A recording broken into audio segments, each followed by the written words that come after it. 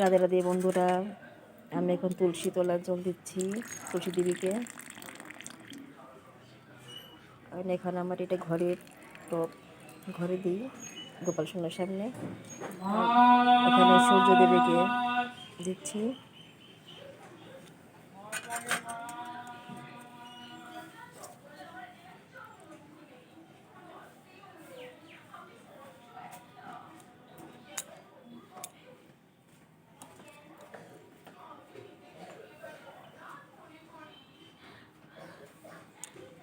এখানে সূর্যদেবের লাল জবা দিতে হয় সূর্যদেবকে।